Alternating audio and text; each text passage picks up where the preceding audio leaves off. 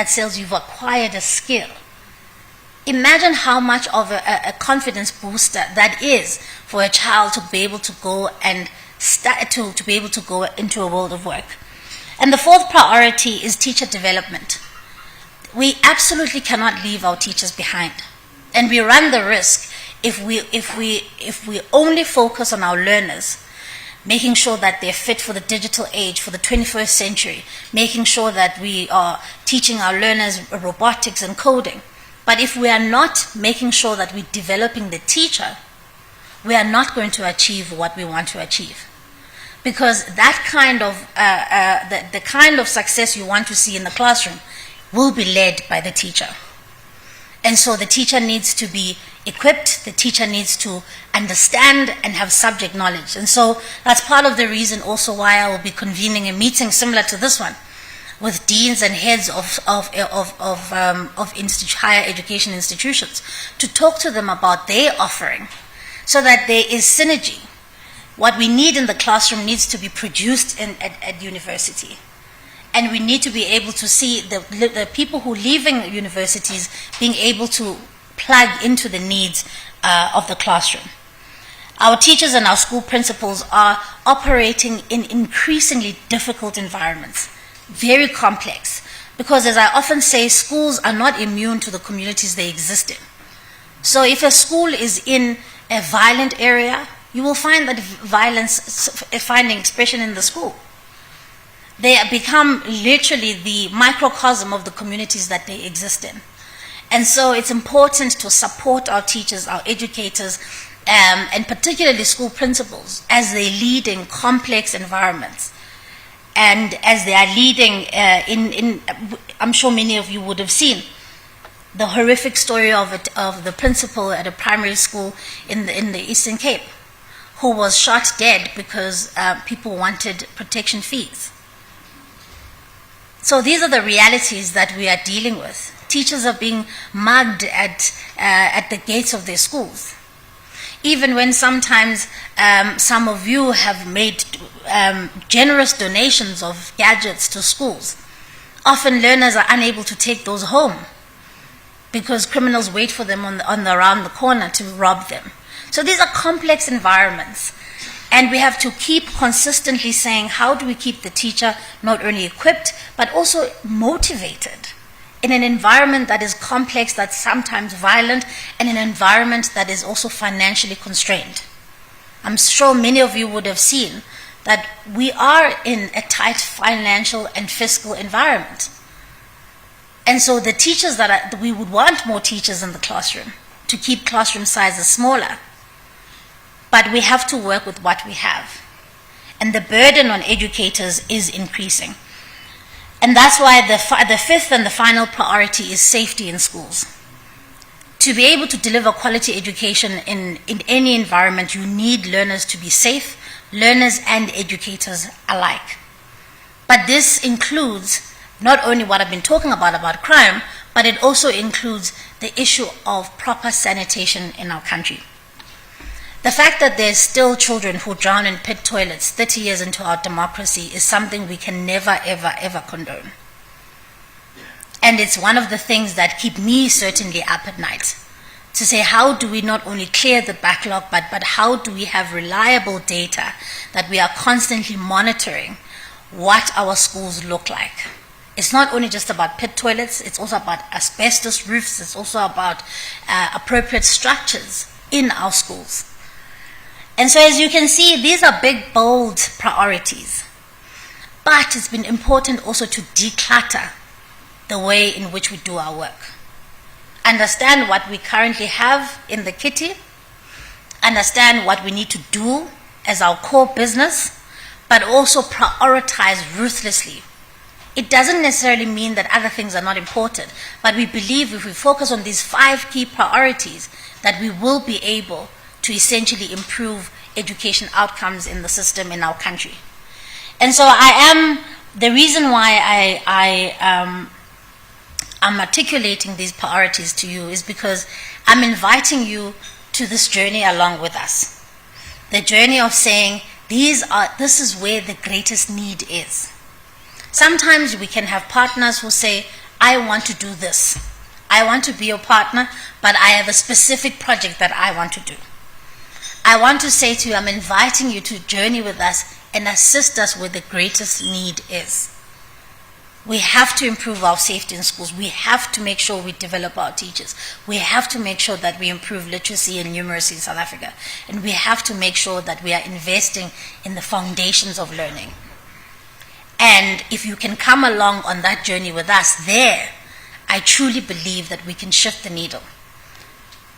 And as Dr. Kosa said, the important thing is to understand that we can't be, and I said to the DG and the team yesterday, we had a whole day meeting yesterday, and I said to them, we can't be an education system of interventions.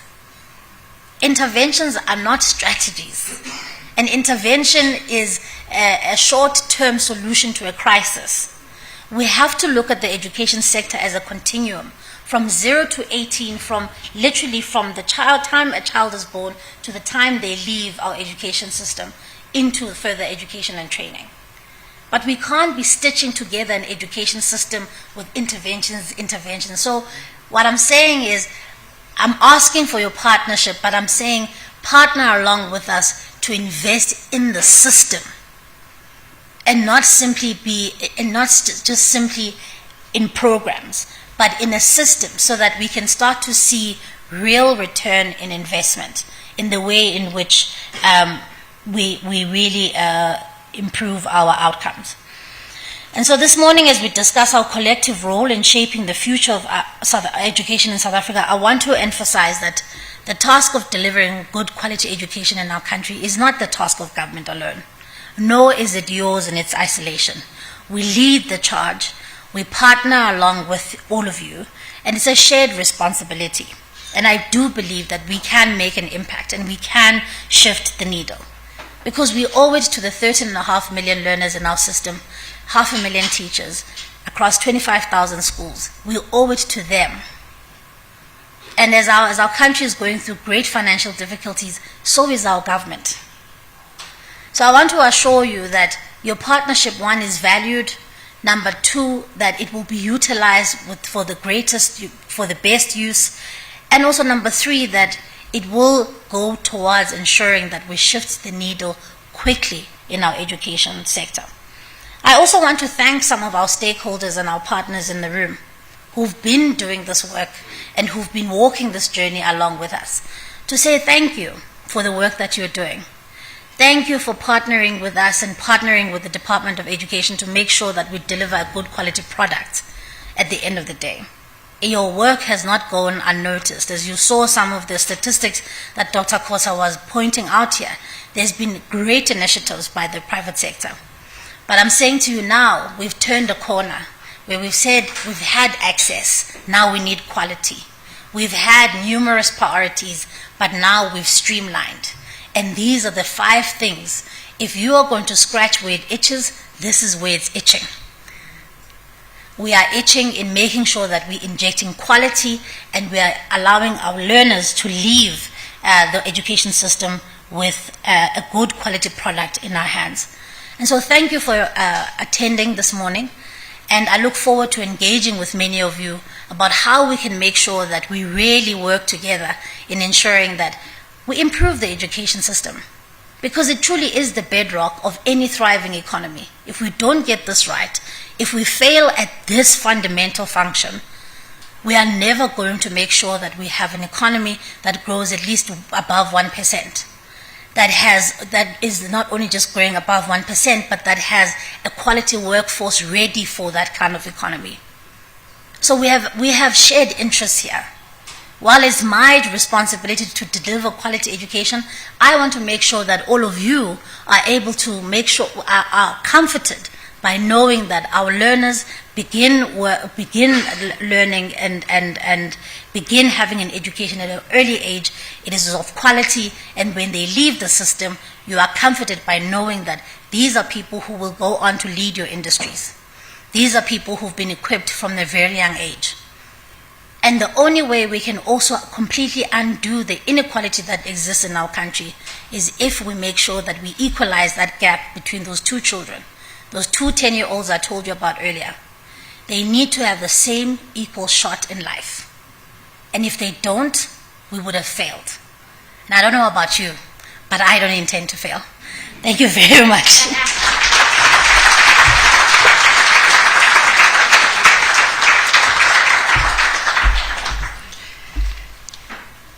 You can give those hands again, please. Another round of applause, please. Thank you very much, Minister, for really giving us or highlighting those 5 key priorities for the basic education sector.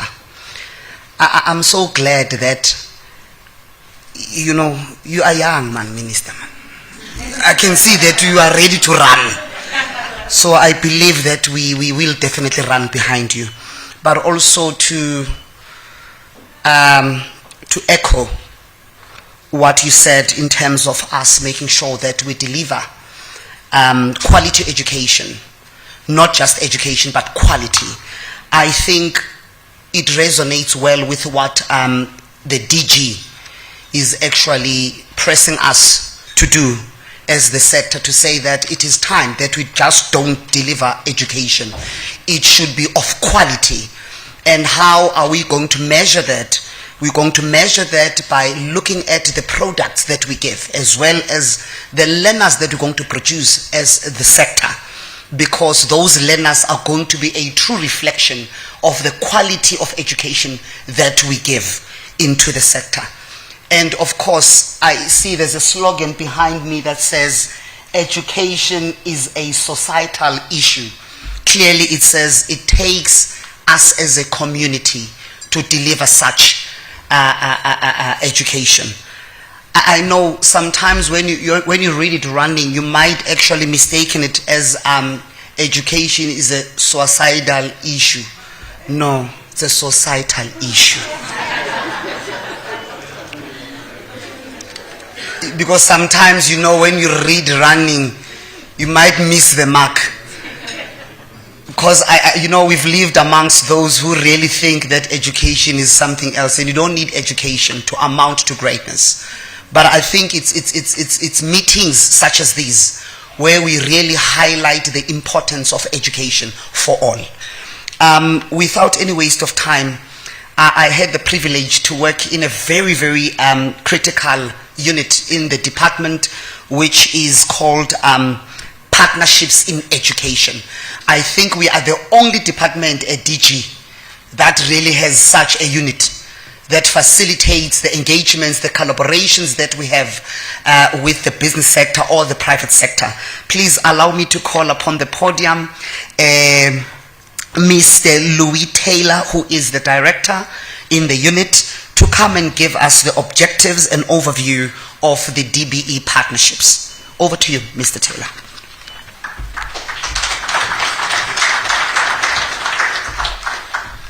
Good morning, everyone. Minister, I'm honored to speak after you. But I'm also delighted because you have given us your vision, your direction. I'm just an official. We bring the practical part to make that vision and that direction a reality. And that's the promise we make to you. We're going to work very hard in the 7th administration. And as Mabena has said, you are bringing energy to this. My dear guests, education is all of our business. It's not just the department's business. Just like a parent, we do not send our children off to school with the hope that this child is learning. No, no, no, no. We have an integral part in our children's education, and so we do have as a society. This is very true. Education is indeed a societal matter. Partnerships with the Department of Basic Education is crucial for many reasons mentioned here before I'm speaking. It's obvious, it is needed. The foundation of any society lies in the quality of our education. Whether it's our behavior, our morals, our values, our skills, our knowledge, it is founded in our basic education. Unfortunately, as the Minister has said, as Mr. Koza has said, we as government cannot educate our nation by our own. So how do we do this? in the South African context, with our very peculiar history and who the people, the nation that we are. There's an old African proverb that says, if you want to go fast, you go alone. You move light. But if you want to go far, you go together. And this is our starting point as a country, as a society, indeed as government. You know, human beings rule this planet. Despite us not being the fastest, the strongest, or the smartest, we are no stronger than a lion. We are not faster than a cheetah. And it's arguable if we are the smartest. Animals do not build bullets and bombs that will destroy them.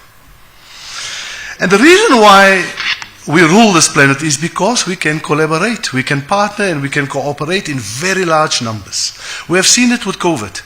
A country was locked down in days. The world was locked down in a matter of 2 weeks. We've recently seen it in Mozambique. The South African-Mozambique border was closed within hours. And that's because we can communicate clearly, particularly today with technology. But also we as human beings understand our individual limitations. We know we cannot move this table by ourselves. We're going to need another human being to help us to move this table even an inch. And this is why collaboration and partnerships are so effective in human nature. It is part of our DNA. So in the education sector, partnerships and Mr. Mabena, our program director, it's not just about money. It is certainly much more than that. The department has developed pillars of partnership, 5 pillars of partnership. The volunteer and capabilities pillar. This very rarely involves physical exchange of money. When Brayton Paulse retired as a Springbok rugby player, he used his fame, he's still doing it, to mobilize his network, particularly Hitachi. And he has to date built 8 multi-purpose sports centers in the Boland area where he comes from. By the way, those schools have produced 2 Springbok players. He started out in 2010. When Mercedes-Benz South Africa and Nissan, VW South Africa need apprentices, it doesn't cost them more money. They need this. The quality of those young people come from us. So very often partnerships does not include money. It is a smart way of plugging in and collaborating where something already exists, where the money already is spent. Our friends here, MTN and Vodacom, part of their license agreement is to connect schools. They're doing a fantastic job, by the way. It is part of their overhead. It's part of their licensing fees. It is not additional money. We as a department and telecoms need to collaborate closer together, and that's what we do to ensure that as many of our rural township schools are connected. Then there is the financial pillar, Mr. Mabena. This does include money.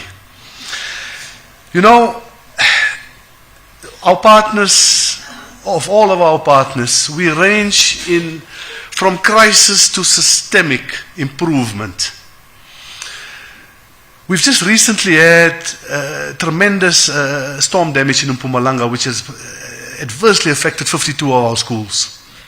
Within days, Macro, Builders Warehouse, ShopRite Foundation, Discam Foundation, were using Gift of the Givers to get food, the very basics, emergency medical treatment to those learners, to ensure that the matriculants, that their exams is not disrupted. We are working closely with these partners to ensure that we can respond as a department, as a sector, to crises like that. But then there are systemic contributions that really assist us in the system of education. We have a nutrition program. As we are standing here today, our dear guests, sadly, South Africa has 13 million children that go through a day with 1 meal. So the department has a national nutrition program where we feed over 6 million of children in our schools. However, given the the need that is there. We've had partners like Nestle, Tiger Brands, Pioneer Foods, Woolworths, who came on board to ensure that those 6 million learners will get a breakfast. Because the meal, the department's meal, the school meal is only served at around 11, 12. The statistics show the improvement of those children's learning, the results, with a simple thing, a breakfast. So yes, there are enormous examples. In ECD, Minister, when ECD moved from social development to basic education, we were not caught off guard, but it was a massive system. We have more than 1 million of children in ECD. So we need to get to grips with it. Sasol Foundation came on board. Lego Foundation came on board. Sanlam supports us through the entire spectrum from ECD, literacy, right to tertiary. In curriculum, Ellen Gray, their business they've been making money for almost 100 years. It is their business. They have enriched our curriculum with entrepreneurship programs. The results are showing.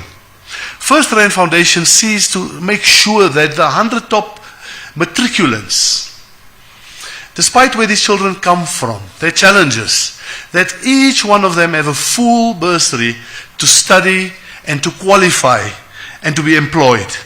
Fundi make sure that those learners doesn't need anything in terms of student support material. In teacher development, we have recently, last month, celebrated the National Teaching Awards. Our top teachers received brand new vehicles. They received an overseas trip, which incidentally, none of those winning teachers ever had the privilege of traveling abroad. It is the recognition and the reward of excellence. Kagiso Trust, Telkom Foundation will be workshopping with them in 2 days' time. They will develop a website for 5,000 schools, rural schools, township schools. A website is not just a communication tool for schools, it's a necessity. It also forms a very good fundraising platform for schools. But it does contribute, Minister, to the safety in schools because of that open communication. And we have partners in our telecoms that is assisting us with that. A very noticeable example that I can use of public-private partnerships within the basic education sector is the SAFE initiative. It was launched by President Ramaphosa 2018 and the NECT with Mr. Koza. And to date we have replaced over 2,500 pit latrines. We still have a long way to go, sadly. But we are getting there, and from this meeting and with your leadership, Minister, we're going to get there faster and with better quality. Our business friends, as I refer to you, our partners, the benefits of partnering with the department are many. Besides the patriotism, there are tangible benefits. And I'd like to start off with the tax benefits that you get. And we ensure that you do get your tax benefits because that money often comes back into the system. But it creates societal ownership. If we have all built on a school, we all own that school. It makes a difference. It also gives you an opportunity, besides the taxes that you pay, it gives you an opportunity to directly contribute to a target group that you want to, and in support of the department. It also it assists in your brand building. Your brand comes across as a caring brand. I'm sure businesses are aware that today's learner is your customer tomorrow. Their parents are likely your customer today. So it makes good business to support education. Lastly, it's important to mention that the Department of Basic Education does not do partnerships on an ad hoc, willy-nilly basis. We have policy in place, we have protocols, and we have implementation guidelines. We work together and we ensure. Our Director General, Mr. Moeli, will not accept a donation unless we as officials can show to him with proof the impact that donation has made, what lives it has changed in whatever area of our system. There is also audit scrutiny. In this way, we ensure that your donation, your contribution, meets the target that we intended to, that you intended to, that we did. So, Minister, together, we can do more, we will do better, and we will travel further. Thank you very much.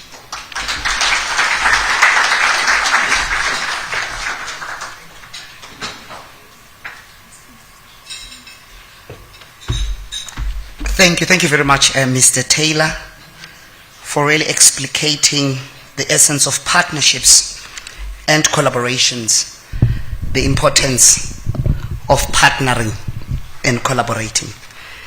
I know most people don't really know that not only we teach, but we also feed. I think Mr. Taylor did mention that we do feed, and quite a number of learners that we feed in the system. About 9.6 million. That's the number that we feed. So that people can get the gist of what's happening in the system. That not only we teach, we also have extracurricular activities that we have in the system. And that's where also support is needed. I know, Mr. Taylor, you say we don't want money. I call a lapa side.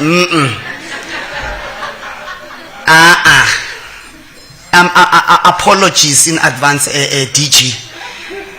On soek die geld. Yeah, re a batla tšhelete ena, so that we can support our initiatives and our programs that we have within the department.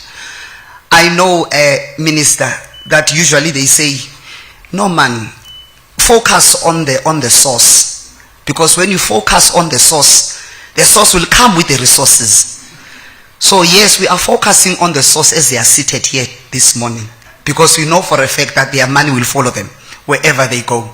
So this morning it really emphasizes the fact that we can do it together.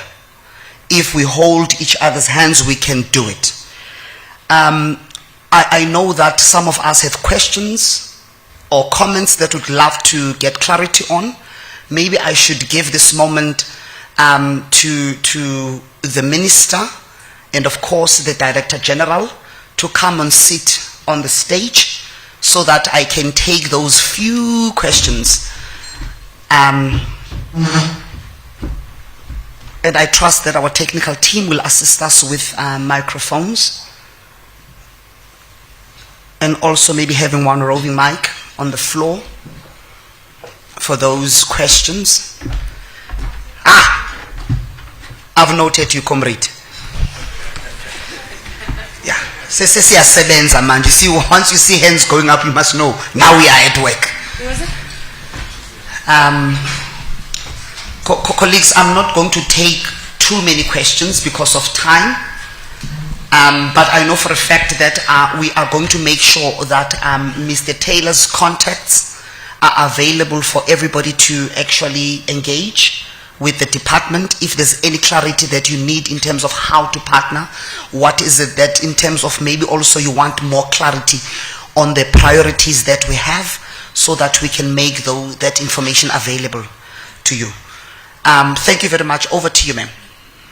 Good morning, Minister. Good morning, DG.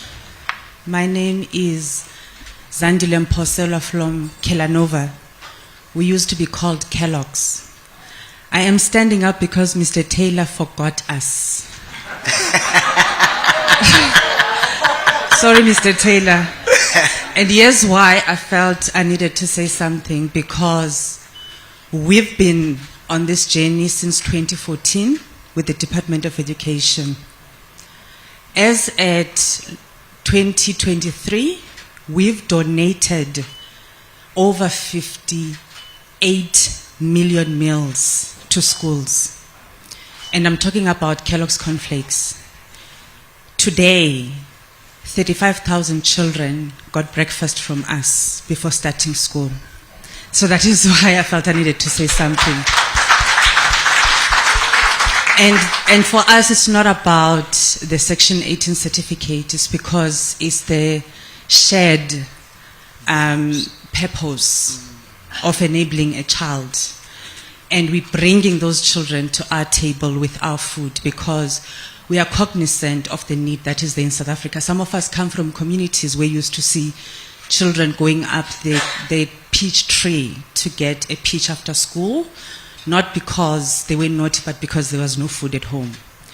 So what I would like to say is that, Minister, I hear what your ask is. Great priorities, love them. And I wanted to say as well is that we continue our commitment to make sure that those children will have something in their stomach before they start, because the principals tell us that they get to school on time so that they can eat breakfast. The principals tell us that the children perform better, their absenteeism has gone down. And for us, getting those children to school, it also means that their mother has got to worry less about where's my child. It also means that we've helped that mother not to have to think about breakfast. So I'm affirming Kelanova's commitment that we are on track to donate the 7 million meals this year. And also we have gardens at schools where children also have lunch. We have homes of those children where when they get home, there's vegetable to eat. So we want to try to address the societal issues beyond just the school as well. Thank you. Thank you. Thank you very much, Ms. Zandile. Maybe let's take all the questions so that the Minister and the DG will be able to address them. Okay. Thank you, Minister and DG. I'm Vanessa Naika. I'm from Anglo American. I head up social impact. Much like my colleague, we've been in partnership with the Department of Education since 2018 on a school program that's systemic and whole school development, not without its challenges. Our program extends to rural communities or host communities as we'd like to call it, and both Phase 1 and Phase 2 has seen more than 200 ECD partnerships as well as 200 primary, secondary and combined schools. To date, we've spent close on to 560 million rand. So this is a broad, widespread program. I think my challenge, Minister, is we're not good at coordinating. And I think if we think about thriving communities, how then do we get together as a collective to really look at bringing the parts together? Because I think that's where we've missed the boat. That's the one. And then the second piece is around data. I'm data-centric. I'm an engineer by trade. And one of the key things is how do we look at data to support and course correct? So I think those are my two big challenges for the audience. Okay, thank you very much. The Minister would like to take the first two. Because I didn't bring a notebook, so I'm going to forget. Firstly, Zandile, I think it is. Yes, there you are. Firstly, just to say, extend a huge thank you to the organization for the work that they do. The reason why I wanted to quickly stand up so that I don't forget is because, colleagues, in South Africa, the school nutrition program feeds 9.6 million children a day. It is one of our biggest budget line items that costs just about 10 billion rand a year. But even with that, the need is so great that we still require partnership because we are unable, for instance, to provide breakfast in schools. That alone, the 10 billion rand with 9 million children, that is only just being able to provide a lunch. But we're not able to provide breakfast, and sometimes we are also not able to extend and expand the program because the need is greater each and every day. And so I want to affirm the fact that good nutrition in schools has been proven to essentially improving education outcomes, because no child can learn on an empty stomach. And so if we are serious about saying that we want to improve education outcomes, then we've got to support that child from getting into school knowing that they will have that meal, because sometimes it's the only meal they'll have that day. To your question about firstly coordination, I couldn't agree with you more. And one of the tasks that I've given to Mr. Taylor and the team, as I'm putting this together, is number one, we need to know who all our partners are. We need to communicate with them regularly. We need to tell them what we are doing with their support. We need to showcase what it is that you are doing, how does it interlink with what others are doing. We need to have a far more greater coordination function at a DBE level so that we can feed you that data to say, this is where the need is, this is where we've been able to satisfy the need here, this is where we've been able to respond to the need here. And so that other partners can also see. So there's some partners in nutrition, there's some partners around in infrastructure. How do we better show you and coordinate a bit better? Thank you. Any other? Thank you very much, Minister. Can we take more? All right, maybe let's start here in the front. Okay. We've got one here, so I'll do 1, 2, I'll come there. 3 more. Just okay. 1, 2, and then I'll get to the back. all right. We can now only take 3 more. Just 3 more. Good morning, Minister. My name is Chim Chalamera. So I'm at the UK Government Department for Business and Trade. Just to kind of reinforce the point around coordination and partnerships, particularly around the infrastructure space and creating, I guess, quality spaces for learners to thrive. So as UK government, one of the areas that we are particularly keen on, particularly our department, is, you know, how do we bring those partnerships together? How do we help you as a department to kind of coordinate, bring the right partners, bring some British expertise? Obviously, I have to kind of plug that for the UK. But how do we kind of bring all of that together? And we're happy to have a conversation around that. Okay. Thank you very much. The gentleman here. Hey, I can see that, hey, we are on fire, man. Good morning to the Minister and to everyone in the room. I'm Nozizwe Vundla, the head of the Sanlam Foundation. Thank you so much for the acknowledgement of the work of the Sanlam Foundation with the DBE, as well as with the Provincial Departments of Education. We run a comprehensive program that starts at ECD level. We also have nutrition, literacy, as well as numeracy and robotics, because we feel that these children, we only work in the quintile 1 to 3 schools, and we feel that those children more than any need access to the fourth industrial revolution. My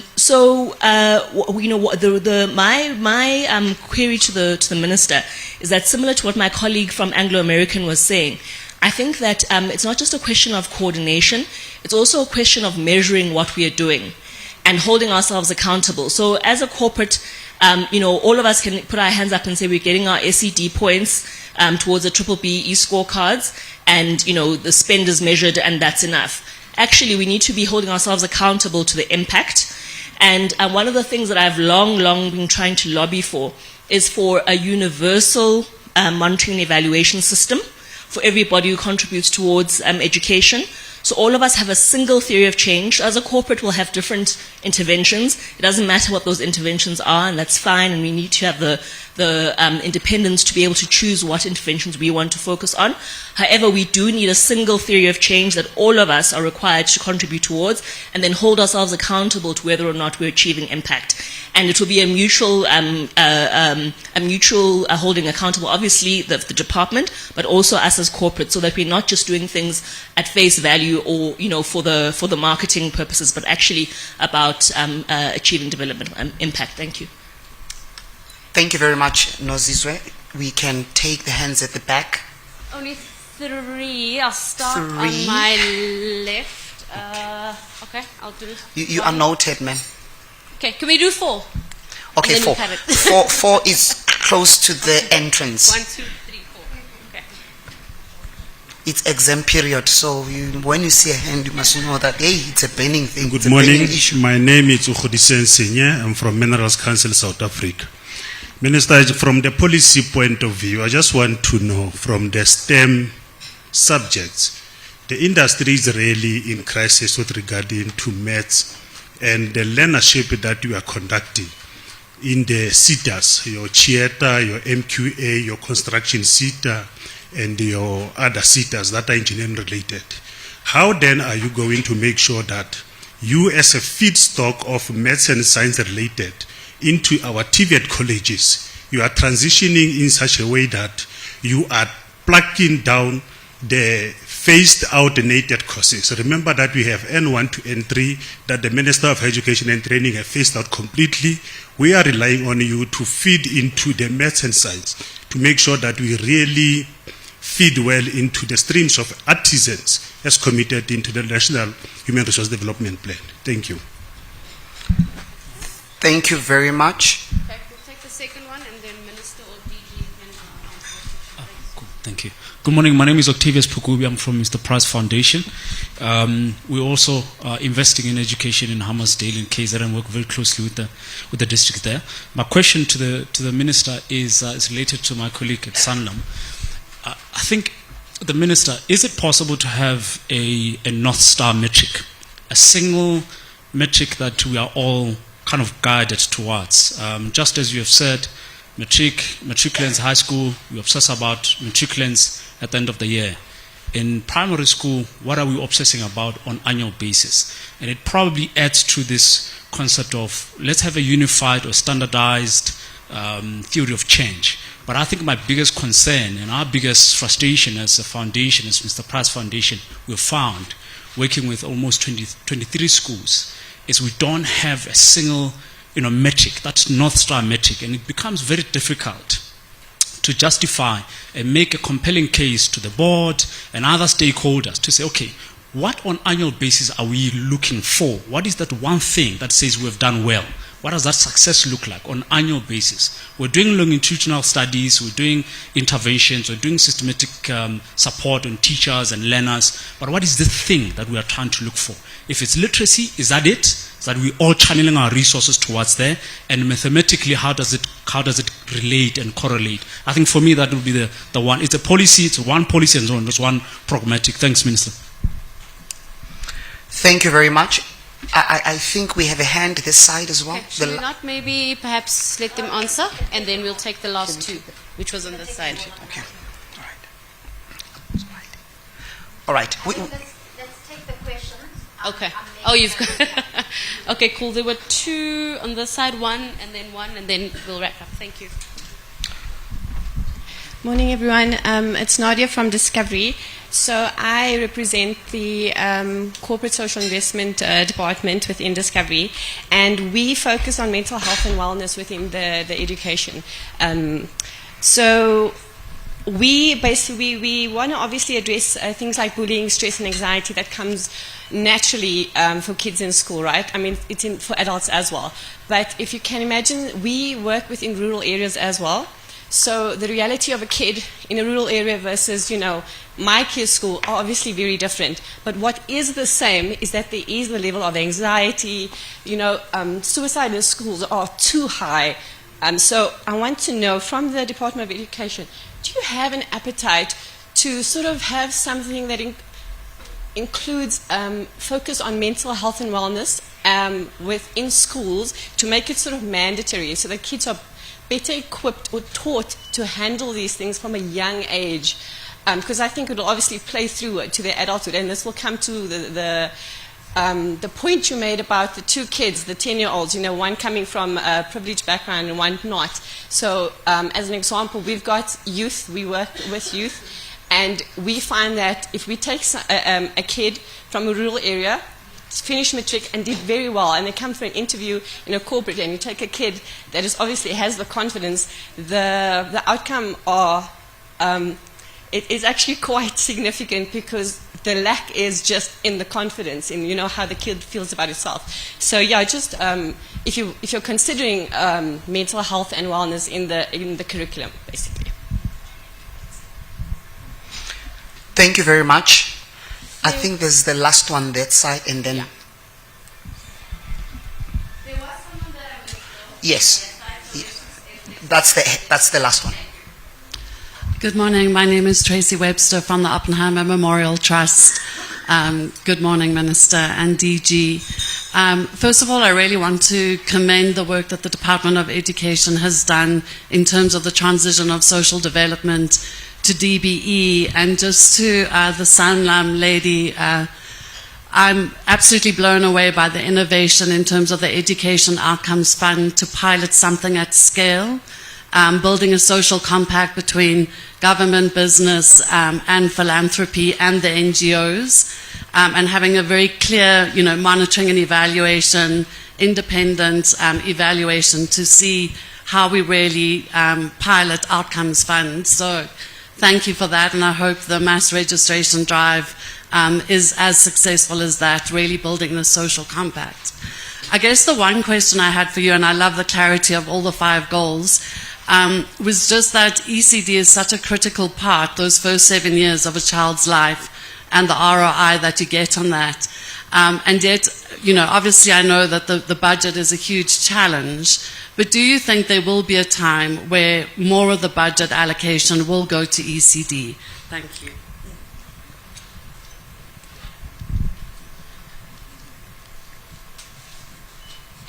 Thank you very much.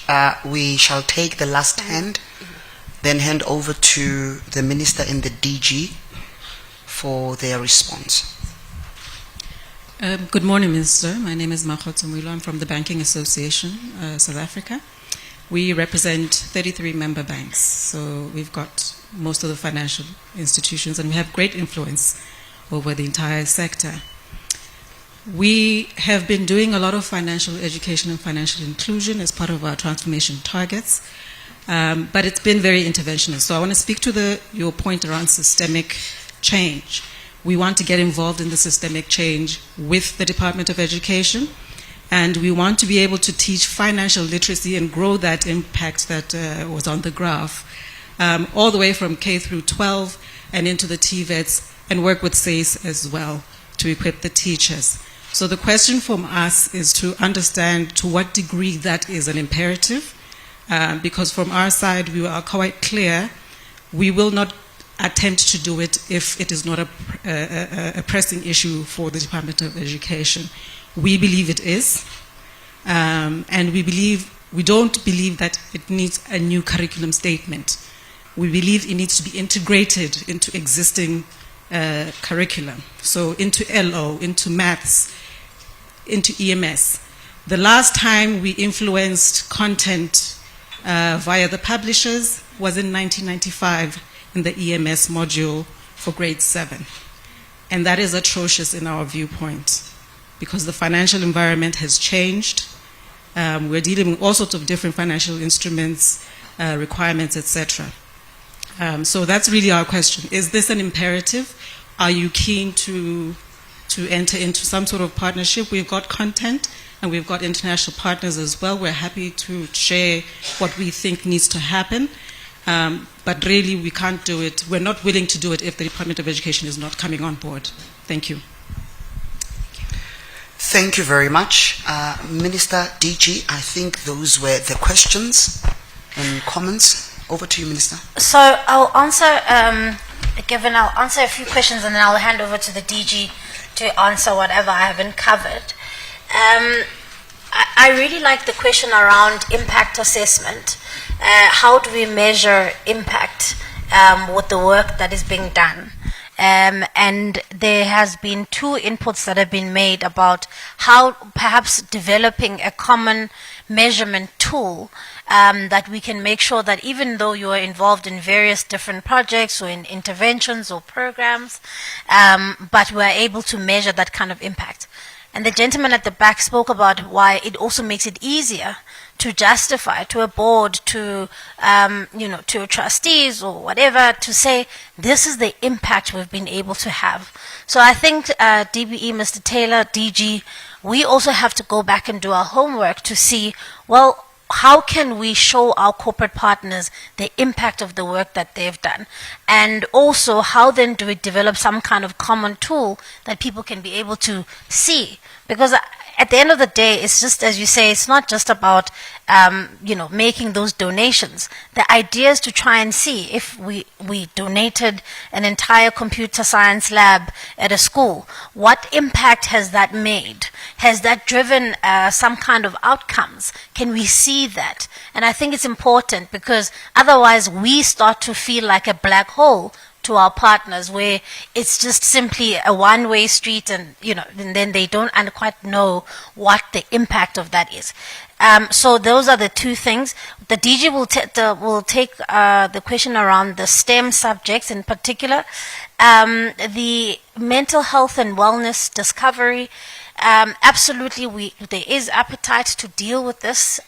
We have a branch in the department that is support and care, but we haven't been able to do it at scale because of obviously the tough financial constraints that we're in.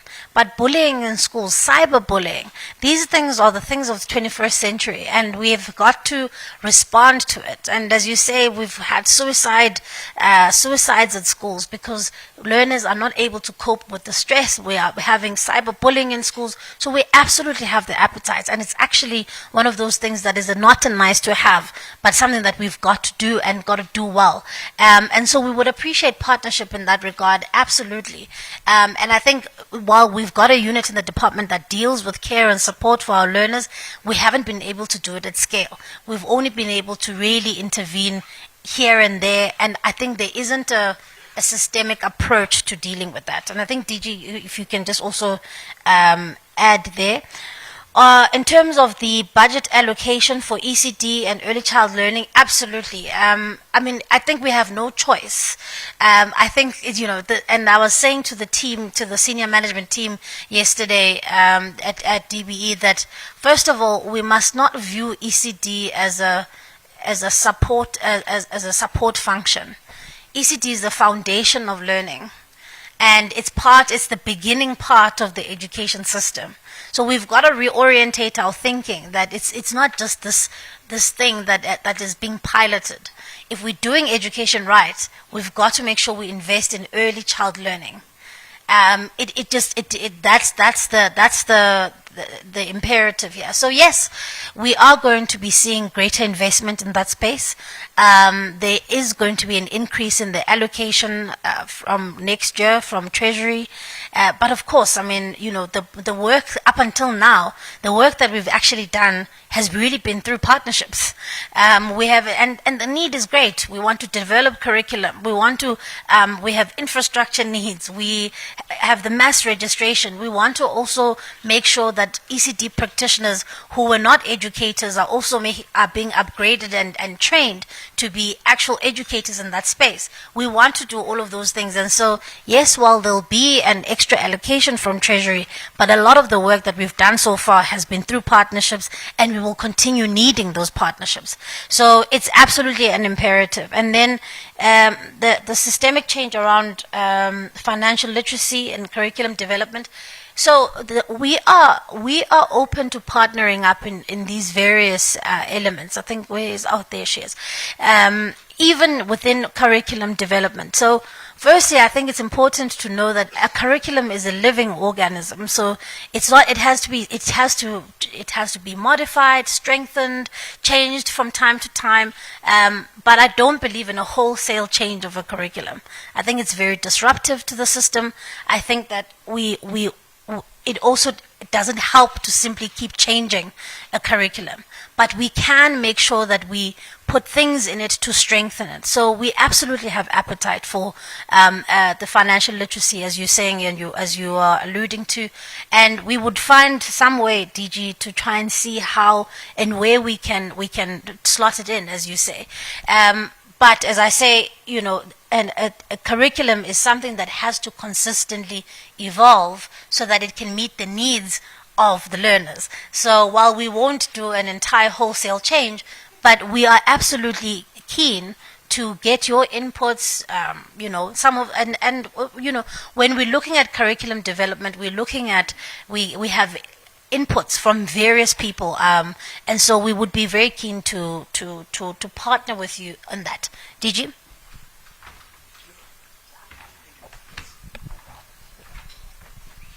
Thank you, Minister, and thank you, Program Director. A very interesting entry point on financial literacy would be maths literacy.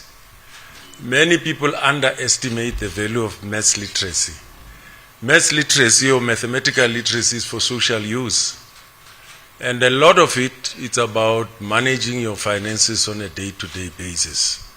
And I think the partnership with the finance or financial institutions or financial services sector would come in quite handy there, including life skills, right from foundation phase and going up, facing it in also into life orientation, but much more around mathematical literacy.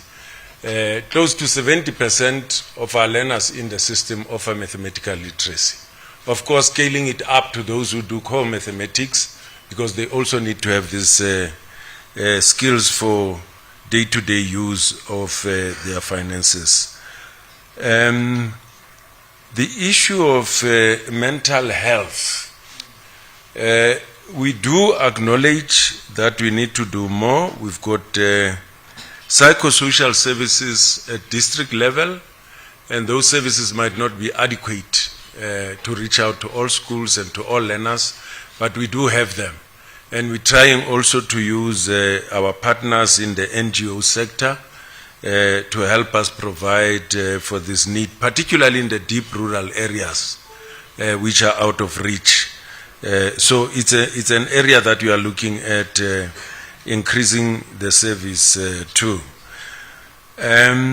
I like the notion of measuring impact, a single metrics to hold ourselves accountable, not only in terms of the work that we do for the department, but as you go and report to your various organizations, your boards, and so on, you are able to show results.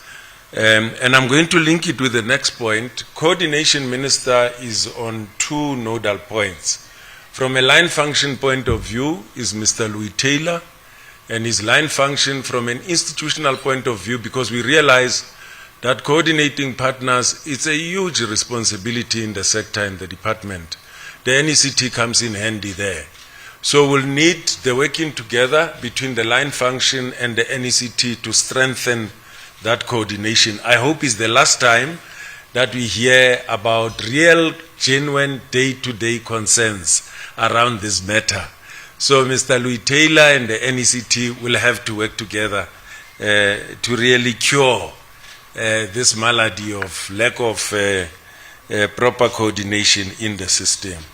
I'm quite confident that they'll quickly attend to this task, Minister. STEM subjects, in 2018, we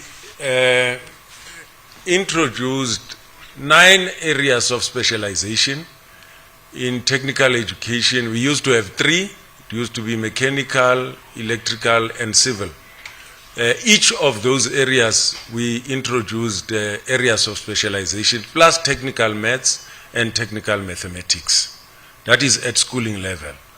Part of the discussion that we had yesterday was to look at duplication between schooling and TVET colleges, which is an issue that we need to attend to quite urgently. The Minister has issued a very clear directive there. But as it is now, we seem to be, doing quite well. The only thing is participation rate, which is very low.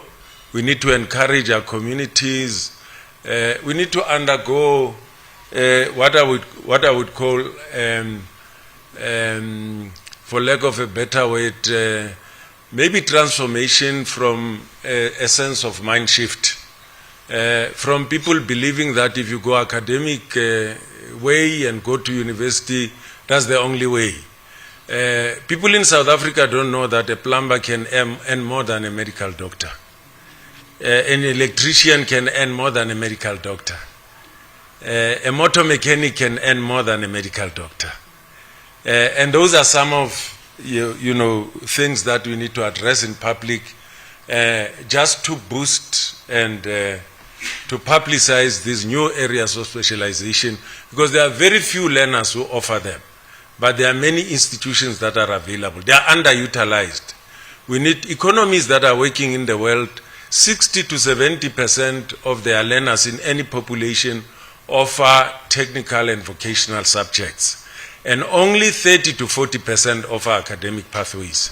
In South Africa, over 90% offer academic pathways. So it's a mind shift change that we need to undergo as a nation to get more and more of our children offering these subjects.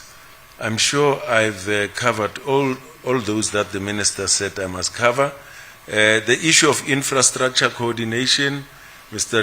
Louis Taylor and the NECT will help to address that so that partners know how to bring, that investment that they want to make in education. Thank you very much.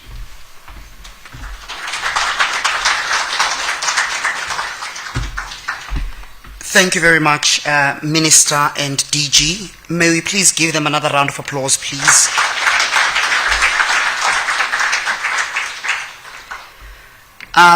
Colleagues, I think we have covered every aspect of the program for today, and I suppose that we are going to walk out of this room with clear indication of where the education sector is and how we want to navigate ourselves to actually give or provide quality education to our learners.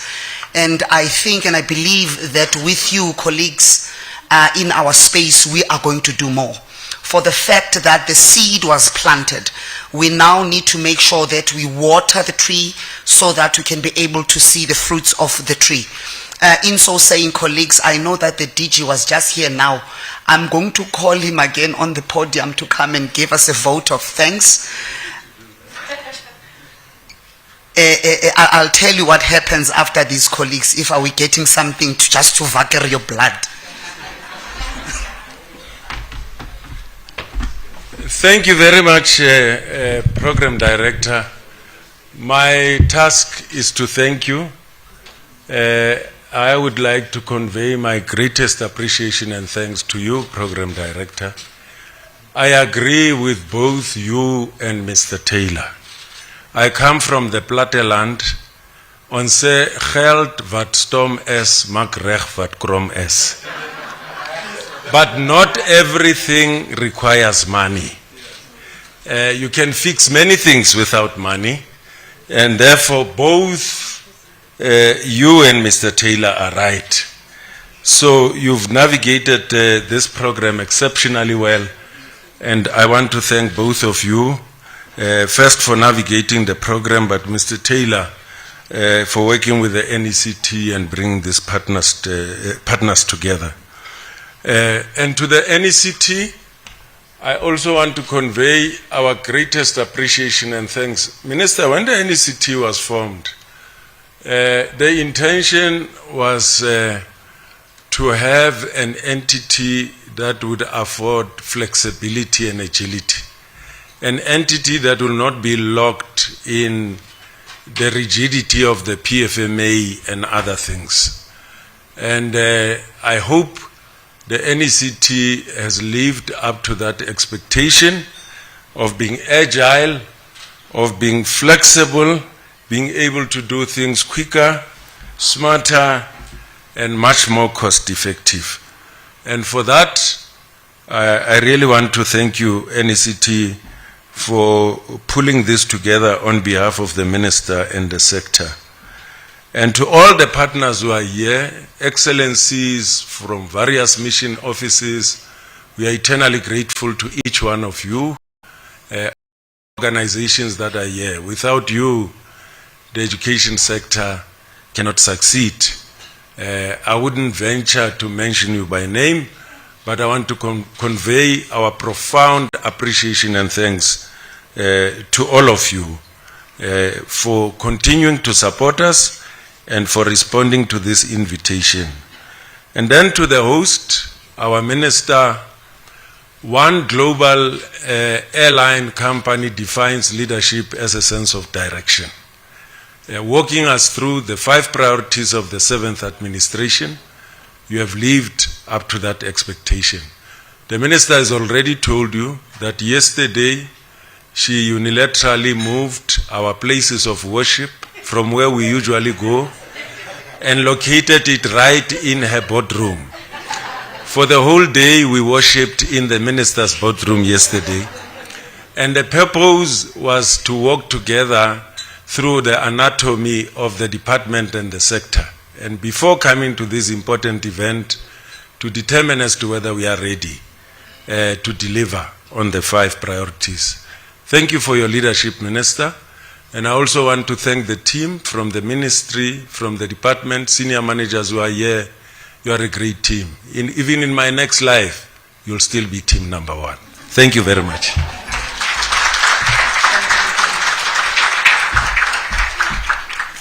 Thank you very much, DG. I think I can't say much after my principals have said so much. Colleagues, thank you very much. I think we are still invited to have some refreshments outside. For those who did not have in the morning, please feel free to go and have something to eat. The minister will actually be glad to come and convey her gratitude to each and every table. So if you are still here, please remain so that she can really touch your blood and say thank you for coming. In that note, or on that note, please let's have refreshments and mingle. Please, exchange numbers, let's work together. This partnership starts now. Thank you very much, colleagues. Have a blessed day.